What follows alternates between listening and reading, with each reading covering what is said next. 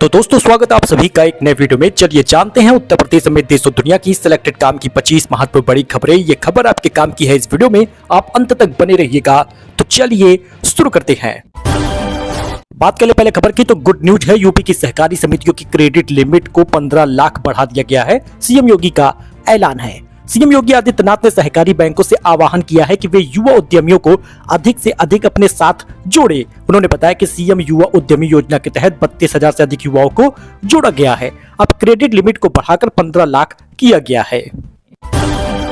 तो 1 अप्रैल से बदल जाएगा ये 6 नियम, सीधा आपकी जेब पर असर होगा, इसलिए आप इस काम को पहले ही कर लीजिए। वित्त मंत्री निर्मला सीतारमण 1 फरवरी को वित्त वर्ष 2025-26 के लिए यूनियन बजट पेश किया था। इस दौरान मिडिल क्लास वालों को इनकम टैक्स में भारी राहत के साथ साथ कई नियमों में बदलाव का लाभ मिलेगा और ऐलान किया गया है। वहीं सीनियर सिटीजन और मकान मालिकों को बड़ी राहत दी गई है। केंद्र सरकार ने बजट में ऐलान किया था कि सीनियर सिटीजन के लिए टीडीएस कटौती से बढ़ाकर डबल कर दिया गया है।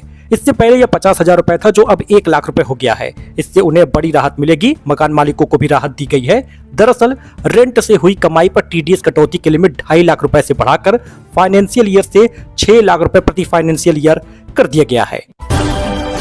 विदेशी ट्रांजैक्शन पर टीसीएस सीमा बढ़ा दी गई है। टीसीएस कटौती में लिमिट को बढ़ा दिया गया है। 7 लाख रुपए के ट्रांजैक्शन पर अब टीसीएस कटौती होती है, जिसे बढ़ाकर 10 लाख रुपए किया गया है।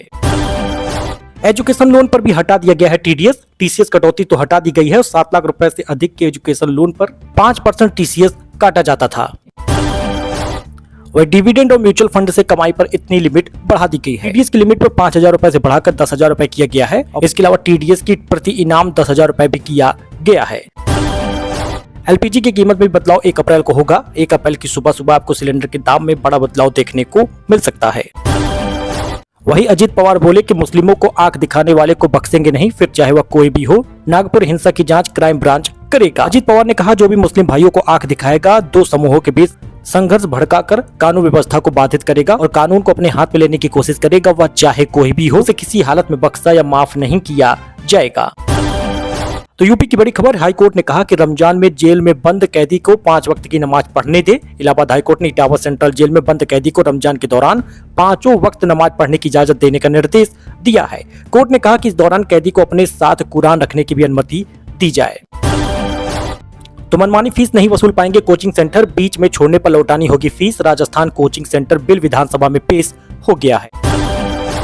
मेगा टेक्सटाइल पार्क के लिए 3,800 करोड़ के प्रस्ताव मिल गए हैं। यूपी के पीएम मित्र पार्क के इन्वेस्टर मीट में बोले सीएम योगी, हाथों हाथ 500 करोड़ का करार किया है। लखनऊ के ताज होटल में शनिवार को इन्वेस्टर मीट आयोजित किया गया था। यह मीट पीएम मित्र योजना के तहत लखनऊ हरदोई सीमा पर 1,000 एकड़ में बनने वाले मेगा टेक्सटाइल और अपैरल पार्क की योजना को लेकर है। प्रदेश के मुख्यमंत्री योगी आदित्यनाथ के साथ मुख्य सचिव मनोज सिंह भी मौजूद रहे थे।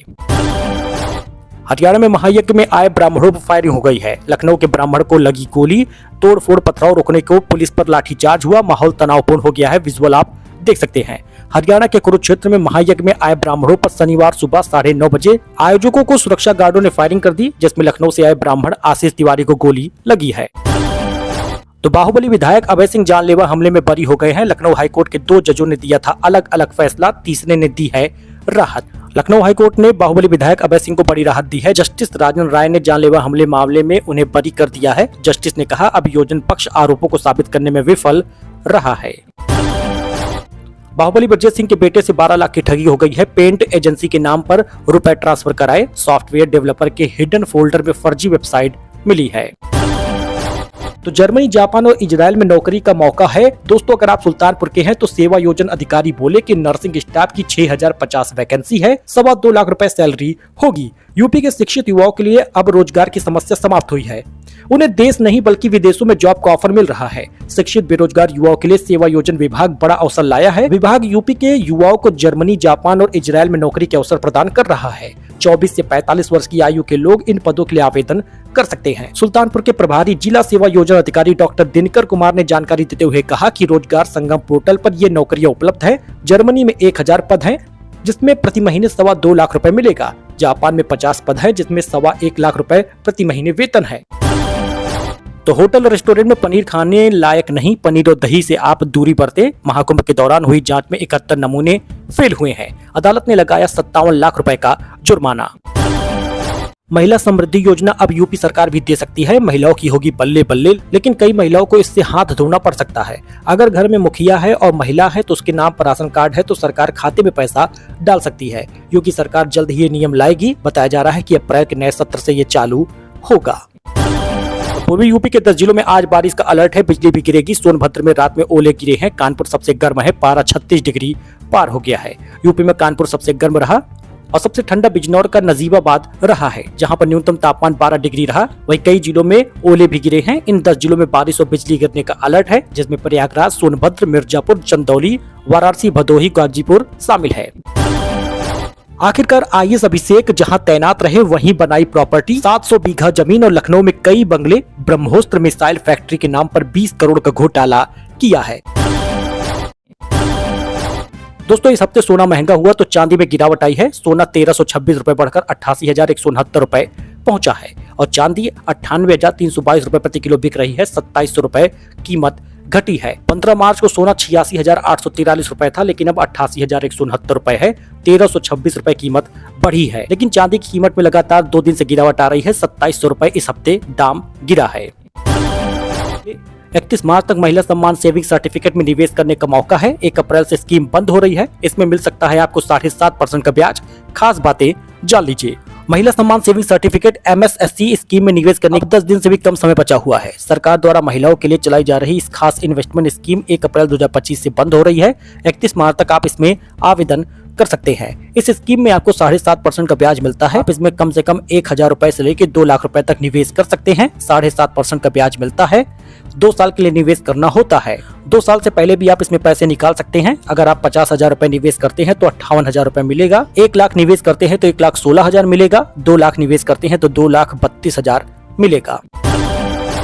1 अप्रैल से इनएक्टिव मोबाइल नंबरों पर काम नहीं करेगा यूपीआई। साइबर फ्रॉड रोकने के लिए एनपीसीआई का फैसला। फुल ट्रांजैक्शन फीचर भी बंद होगा। अगर आप यूनिफाइड पेमेंट इंटरफेस यूपीआई से ट्रांजैक्शन करते हैं तो बैंक से लिंक आपका मोबाइल नंबर लंबे समय से इनएक्टिव रहा है तो तुरंत एक्टिव करा ले, नहीं तो आपको पेमेंट करने में परेशानी हो सकती है, क्योंकि 1 अप्रैल से यूपीआई पेमेंट सर्विस में जुड़ा नया नियम लागू हो गया है। इसमें बैंक अकाउंट से जुड़े ऐसे मोबाइल नंबर जो लंबे समय से एक्टिव नहीं हैं या जिन्हें बंद होने के बाद फिर से एक्टिव कराया गया है, उन्हें यूपीआई सिस्टम से हटा दिया जाएगा। इस बदलाव का असर उन यूजर पर पड़ेगा जिनके बैंक अकाउंट में कोई पुराना या बंद नंबर लिंक है। तो ओला के शेयर में 9% की तेजी देखी गई है। कंपनी ने सेल्स में गड़बड़ी के आरोपों को गलत बताया। कहा, हमारे खिलाफ कोई सरकारी जांच नहीं है। इलेक्ट्रिक 2 व्हीलर मेकर ओला इलेक्ट्रिक मोबिलिटी के शेयर में शुक्रवार को करीब 9% की तेजी देखने को मिली। कारोबारी सेशन खत्म होने के बाद 4.27 यानी कि 8.5% बढ़कर 55 रुपए 98 पैसे पे बंद हुआ है। दरअसल कंपनी ने व्हीकल रजिस्ट्रेशन और सेल्स में गड़बड़ी पर सरकारी जांच को नकारा है।